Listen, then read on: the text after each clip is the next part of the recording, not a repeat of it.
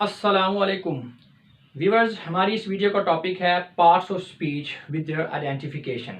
लेकिन इस वीडियो में हम सिर्फ इस टॉपिक से रिलेटेड स्टूडेंट्स जो डिफरेंट गलतियां करते हैं उनको डिस्कस करेंगे एंड डिफरेंट सेंटेंसेस के जो अंडरलाइन वर्ड्स हैं उनकी सेंटेंस कंस्ट्रक्शन के लिहाज से आइडेंटिफिकेशन करेंगे कि वो कौन से पार्ट्स ऑफ स्पीच से ताल्लुक़ रखते हैं।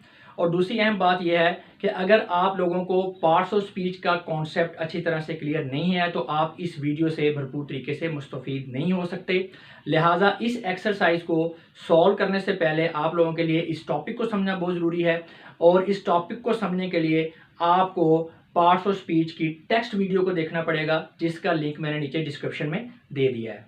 और इस वीडियो में आपने काम इस तरह से करना है कि सबसे पहले आपने इस वीडियो को पास करके इस बोर्ड का स्क्रीनशॉट ले लेना है।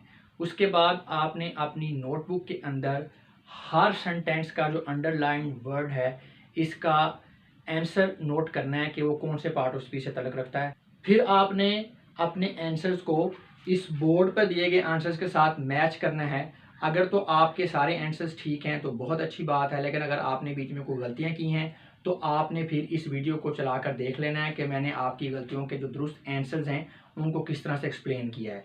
इससे एक तो आपको अपनी गलतियों का पता चल जाएगा कि आपने कहाँ पे गलती की है, और दूसरा आपको अपनी गलतियों को दुरुस्त करना भी आ जाएगा। तो चलें, सबसे पहले आप वीडियो को पास करके इस बोर्ड का स्क्रीनशॉट ले लें।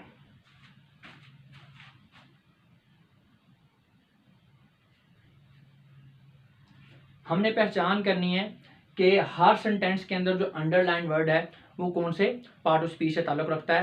तो हमारा पहला सेंटेंस है I will watch while you run. अब इस सेंटेंस के अंदर दो फ्रेजेस हैं, I will watch and you run. अब इन दो फ्रेजेस को वाइल का वर्ड जो है ये आपस में जोड़ रहा है। तो हम ये जानते हैं कि किसी सेंटेंस के अंदर ऐसा वर्ड जो उस सेंटेंस की सेंस को कंप्लीट करने के लिए दो वर्ड्स को, दो फ्रेजेस को या दो सेंटेंसेस को आपस में जोड़ता है उसे हम कंजंक्शन कहते हैं। तो चूंकि इस सेंटेंस के अंदर वाइल भी यही काम कर रहा है तो इस सेंटेंस के अंदर जो वाइल है ये कंजंक्शन के तौर पर इस्तेमाल हो रहा है। हमारा नेक्स्ट सेंटेंस है calm down and rest a while. पुरसुकून हो जाइए और थोड़ा सा आराम कर लें। अब इस सेंटेंस में वाइल जो है वो थोड़ा होने को ज़ाहिर कर रहा है। थोड़ा होना ऐसे ही है जैसे किसी चीज़ का नाम हो, और हम ये जानते हैं ऐसा वर्ड जो किसी चीज़ के नाम को ज़ाहिर करे उसे हम नाउन कहते हैं। तो लिहाजा वाइल यहाँ पे नाउन के तौर पर इस्तेमाल हो रहा है। यहाँ पर आपने कंस्ट्रक्शन के एक अहम रूल को भी याद रखना है कि किसी सेंटेंस के अंदर आर्टिकल आ जाए तो आर्टिकल के बाद नाउन ज़रूर आता है।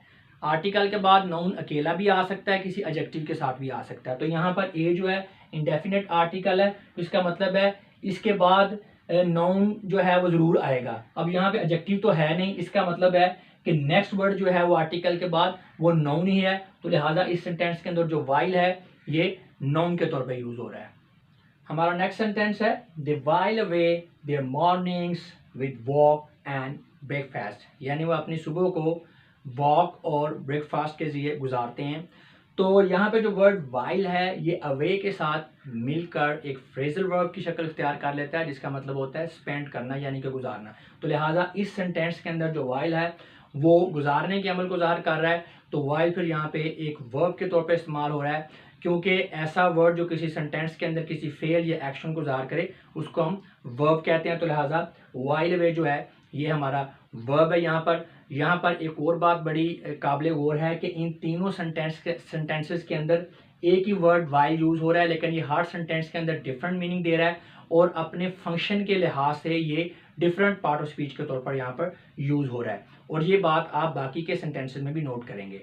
नेक्स्ट सेंटेंस है जी Shahad told us all about the match. Shahad ने हम सबको मैच के बारे में बताया। अब इस सेंटेंस के अंदर दो वर्ड्स हैं ऑल एंड मैच। अब ऑल एंड मैच के दरमियान रिलेशनशिप क्या है, बताने का रिलेशनशिप है, क्योंकि इस सेंटेंस के अंदर सबको मैच के बारे में ही बताया जा रहा है।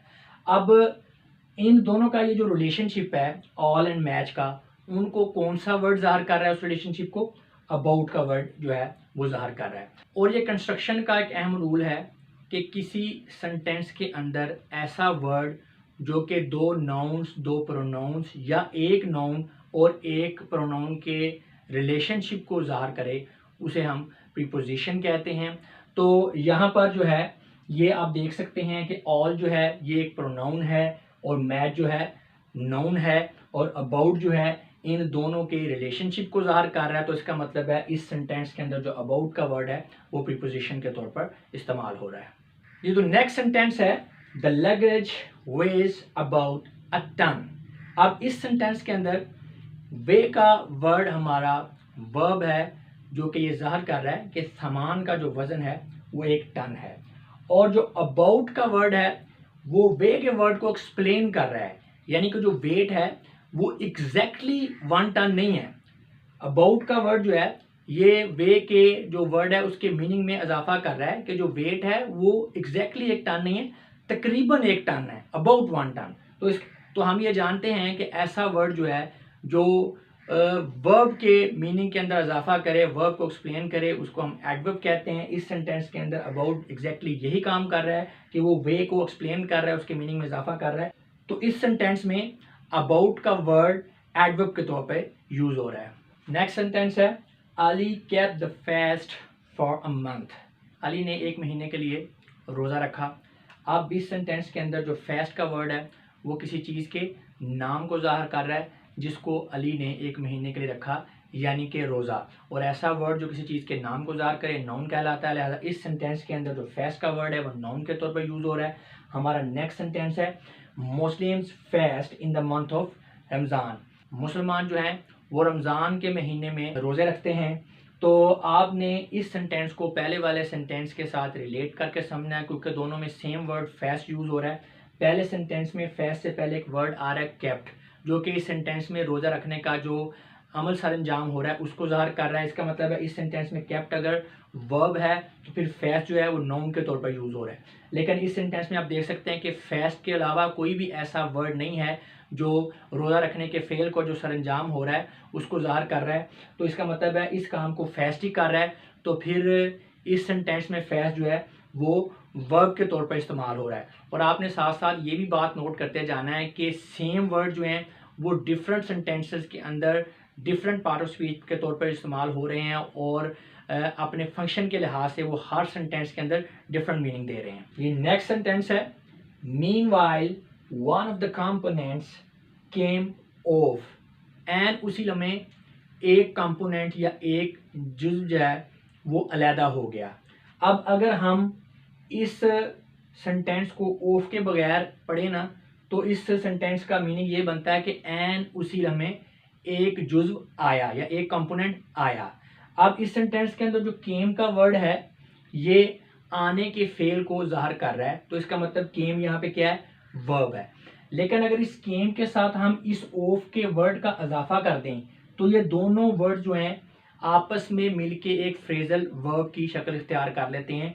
और अकेले केम का मतलब क्या है, आना। लेकिन अगर इसके साथ ऑफ मिल गया तो अब इस वर्ब का जो है मीनिंग चेंज हो गया। अब केम जब ऑफ के साथ मिलेगा तो इसका मतलब हो जाता है डिटैच हो जाना, यानी कि अलहदा हो जाना। तो इसका मतलब है ऑफ क्या कर रहा है, यहाँ पे वर्ब के मीनिंग को चेंज कर रहा है। और हमें पता है कि ऐसा वर्ड जो कि किसी वर्ब को एक्सप्लेन करे, उसके मीनिंग को चेंज करे या उसके मीनिंग के अंदर कुछ इजाफा करते हैं, उसको हम एडवर्ब कहते हैं। तो इसका मतलब है इस सेंटेंस के अंदर जो ऑफ का वर्ड है ये एडवर्ब के तौर पे इस्तेमाल हो रहा है। हमारा नेक्स्ट सेंटेंस है, Shahid was only a yard of me. यानी शायद मुझसे 1 यार्ड के फासले पर था। अब जो है इस सेंटेंस के अंदर यार्ड जो है ये एक नाउन है और मी जो है ये प्रोनाउन को जाहिर कर रहा है। अब यार्ड एंड मी के दरमियान रिलेशनशिप क्या है, परे होने का रिलेशनशिप है, यानी कि 1 यार्ड परे। अब इस यार्ड और मी का जो रिलेशनशिप है ये परे होने वाला, इसको कौन सा वर्ड जो है वो एक्सप्रेस कर रहा है, ऑफ का वर्ड एक्सप्रेस कर रहा है। क्योंकि अगर हम इस सेंटेंस से ऑफ को निकाल देते हैं तो बाकी सेंटेंस की कोई सेंस नहीं बचती। जैसे कि Shahad was only a yard me, इस सेंटेंस की कोई सेंस जो है वो नहीं बन रही। लेकिन अगर हम इस सेंटेंस के अंदर ऑफ को लगा देते हैं तो फिर क्या होता है, ये यार्ड और जो मी का रिलेशनशिप है परे होने वाला, इसको भी ज़ाहिर करता है फिर ऑफ का वर्ड, और फिक्रे की सेंस भी कंप्लीट हो जाती है कि शाहद जो है ये मी से 1 यार्ड के फासले पर मौजूद था। तो ये हमें पता है कि किसी सेंटेंस के अंदर ऐसा वर्ड जो कि दो नाउन या दो प्रोनाउंस या एक नाउन और एक प्रोनाउन के दरमियान रिलेशनशिप को एक्सप्रेस करता है, उसे हम क्या कहते हैं, उसे हम प्रीपोजिशन कहते हैं। तो लिहाजा इस सेंटेंस के अंदर ऑफ हमारा प्रीपोजिशन है, क्योंकि ये बिल्कुल यही काम कर रहा है कि ये एक नाउन और एक प्रोनाउन के दरमियान रिलेशनशिप को ज़ाहिर कर रहा है। नेक्स्ट सेंटेंस है let us give up the past and move on. माजी को भुला दें और आगे बढ़ें। अगर आप इस सेंटेंस को हम ऑन का जो वर्ड है उसके बगैर पढ़ें तो इस सेंटेंस का मीनिंग ये बनता है कि माजी को भुला दें और हरकत करें। और इस सेंटेंस में मूव का जो वर्ड है ये वर्ब के तौर पर इस्तेमाल हो रहा है, क्योंकि ये हरकत करने का जो फेल जो सर अंजाम हो रहा है उसको ज़ाहिर कर रहा है। लेकिन अगर हम इस मूव के साथ जब ऑन लगा देते हैं तो ऑन क्या करता है, इस मूव के मीनिंग को हरकत करने से चेंज करके आगे बढ़ना या जारी रखना कर देता है, यानी इसके मीनिंग को चेंज कर देता है। तो हमें यह पता है कि ऐसा वर्ड जो वर्ब के मीनिंग को चेंज कर दे या वर्ब को एक्सप्लेन करे या उसके मीनिंग के अंदर को इजाफा करे उसे हम एडवर्ब कहते हैं। तो यहाँ पे जो ऑन है वो बिल्कुल यही काम कर रहा है कि वो मूव के मीनिंग को चेंज कर रहा है। तो लिहाजा इस सेंटेंस में ऑन का जो वर्ड है ये एडवर्ब के तौर पर इस्तेमाल हो रहा है। नेक्स्ट सेंटेंस है जी Ali is on the committee. अब इस सेंटेंस के अंदर हमारे पास दो नाउन हैं, अली एंड कमिटी। अब इन दो नाउन्स के दरमियान रिलेशनशिप क्या है, में होने का रिलेशनशिप है। इस रिलेशनशिप को कौन सा वर्ड शो कर रहा है, ऑन का वर्ड ज़ाहिर कर रहा है, यानी कि अली जो है वो कमेटी में है। अब अगर इस ऑन के वर्ड को हम इस सेंटेंस से निकाल दें तो बाकी जो सेंटेंस है उसकी कोई सेंस नहीं बचती, यानी कि Ali is the committee, Ali committee है, कोई बात समझ में नहीं आ रही। लेकिन अगर इस सेंटेंस के अंदर ऑन शामिल हो जाता है तो सेंटेंस की सेंस भी कंप्लीट हो जाती है और ये ऑन का वर्ड जो है अली और कमेटी का जो रिलेशनशिप है उसको भी ठीक तरीके से ज़ाहिर करता है कि अली कमेटी के अंदर मौजूद है। और हमें ये पता है कि किसी सेंटेंस के अंदर ऐसा वर्ड जो दो नाउन्स, दो प्रोनाउंस और एक नाउन और दूसरे प्रोनाउन का जो रिलेशनशिप है उसको ज़ाहिर करे उसे हम प्रीपोजिशन कहते हैं। तो लिहाजा इस सेंटेंस के अंदर जो ऑन का वर्ड है वो प्रीपोजिशन के तौर पर इस्तेमाल हो रहा है जी। नेक्स्ट सेंटेंस है द अप बस इज लेट। अब इस सेंटेंस के अंदर बस जो है ये हमारा नाउन है। अब जो अप का वर्ड है ये बस को एक्सप्लेन कर रहा है, यानी कि नेक्स्ट आने वाली जो बस है। तो हमें ये पता है ऐसा वर्ड जो है जो किसी नाउन को एक्सप्लेन करे उसे हम क्या कहते हैं, उसे हम एडजेक्टिव कहते हैं। तो इस सेंटेंस के अंदर जो अप का वर्ड है ये बस को यानी कि नाउन को एक्सप्लेन कर रहा है। तो इसका मतलब है इस सेंटेंस के अंदर जो अप है ये एडजेक्टिव के तौर पर इस्तेमाल हो रहा है। नेक्स्ट सेंटेंस है the after effects of the bad company are bad. बुरी सोबत के बाद वाले असरात जो हैं ये बुरे होते हैं। तो इस सेंटेंस के अंदर जो इफ़ेक्ट्स का वर्ड है ये नाउन है, यानी कि असरात, और जो आफ्टर का वर्ड है वो इफ़ेक्ट्स को एक्सप्लेन कर रहा है, एक्सप्लेन इसके इफ़ेक्ट्स के मीनिंग में इजाफा कर रहा है कि यानी कि सिर्फ असरात नहीं है, बाद वाले असरात हैं। और ऐसा वर्ड जो नाउन के जो एक्सप्लेन करे उसे हम क्या कहते हैं, उसको हम एडजेक्टिव कहते हैं। तो यहाँ पर आफ्टर बिल्कुल यही काम कर रहा है कि वो इफ़ेक्ट्स के जो मीनिंग है उसमें इजाफा कर रहा है, इफ़ेक्ट को एक्सप्लेन कर रहा है। तो इस सेंटेंस में जो आफ्टर का वर्ड है वो एडजेक्टिव के तौर पर इस्तेमाल हो रहा है। नेक्स्ट सेंटेंस है after the storm comes the rain, यानी तूफान के बाद बारिश आती है। अब इस सेंटेंस में हमारे पास दो नाउन्स हैं, स्टॉर्म एंड रेन, और इन दो नाउन्स के दरमियान रिलेशनशिप क्या है कि रेन जो है वो स्टॉर्म के बाद में आती है। अब ये स्टॉर्म और रेन का जो रिलेशनशिप है इसको कौन सा वर्ड ज़ाहिर कर रहा है, आफ्टर का वर्ड ज़ाहिर कर रहा है। क्योंकि अगर इस सेंटेंस से हम आफ्टर के वर्ड को निकाल दें तो स्टॉर्म और रेन का जो रिलेशनशिप है वो भी ज़ाहिर नहीं होता और सेंटेंस की जो है वो सेंस भी जो है वो कंप्लीट नहीं होती। जैसे कि the storm comes the rain, तो ना तो फिक्र की कुछ सेंस बन रही है और ना ही जो है स्टॉर्म और रेन का रिलेशनशिप ज़ाहिर हो रहा है। लेकिन अगर हम इस सेंटेंस में पहले शुरू में आफ्टर लगा देते हैं तो अब क्या होता है, सेंटेंस की सेंस भी कंप्लीट हो जाती है और स्टॉर्म और रेन का रिलेशनशिप है वो भी ज़ाहिर होता है कि जो रेन है, बारिश है, ये तूफान के बाद में आती है। और ऐसा वर्ड जो दो नाउन्स, दो प्रोनाउंस या एक नाउन और एक प्रोनाउन के दरमियान रिलेशनशिप को ज़ाहिर करे सेंटेंस के अंदर, उसे हम क्या कहते हैं, उसे हम प्रीपोजिशन कहते हैं। तो इसका मतलब है इस सेंटेंस के अंदर जो आफ्टर का वर्ड है वो प्रीपोजिशन के तौर पर इस्तेमाल हो रहा है। नेक्स्ट सेंटेंस है जी Mushtaq still lives in that colony. Mushtaq अभी भी उस कॉलोनी में रहता है।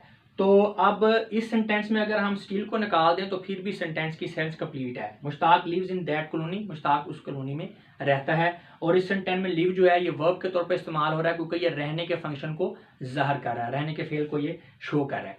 लेकिन अगर इस सेंटेंस में हम लिव के साथ स्टिल लगा दें तो अब स्टिल क्या करता है, इस वर्ब के मीनिंग को चेंज कर देता है कि यानी मुश्ताक उस कॉलोनी में रह ही नहीं रहा, सिर्फ रह नहीं रहा बल्कि वो अभी तक रह रहा है या अभी भी रह रहा है। तो इसका मतलब है स्टिल ने क्या किया, इस जो वर्ब है जो लिव है इसके मीनिंग को चेंज कर दिया। और ऐसा वर्ड जो कि वर्ब के मीनिंग में इजाफा करे, उसके मीनिंग को चेंज कर दे या वर्ब को एक्सप्लेन करे, उसे हम एडवर्ब कहते हैं। तो लिहाजा यहाँ पे इस सेंटेंस में स्टिल जो है ये एडवर्ब के तौर पर इस्तेमाल हो रहा है। नेक्स्ट है स्टिल वाटर्स रन डीप।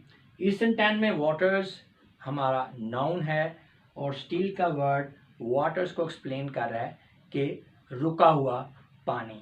तो ऐसा वर्ड जो नाउन को एक्सप्लेन करे, नाउन के मीनिंग को चेंज कर दे, नाउन के मीनिंग में इजाफा करे, उसे हम एडजेक्टिव कहते हैं। तो लिहाजा इस सेंटेंस के अंदर हमारा जो स्टिल का वर्ड है वो एडजेक्टिव के तौर पर इस्तेमाल हो रहा है।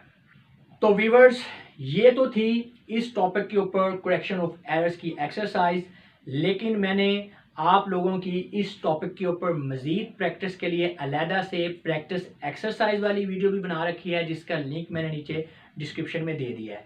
अगर आप इस टॉपिक पर मुकम्मल महारत चाहते हैं तो आपको इस टॉपिक की प्रैक्टिस एक्सरसाइज को भी लाजमी सॉल्व करना चाहिए, क्योंकि व्यूअर्स आप जो कुछ मर्जी कर लें, लैंग्वेज आफ्टर ऑल आपको प्रैक्टिस से ही आनी है। अब मैं आप लोगों से इजाज़त चाहूँगा। आपकी समाअतों का बहुत बहुत शुक्रिया। खुदा हाफिज़।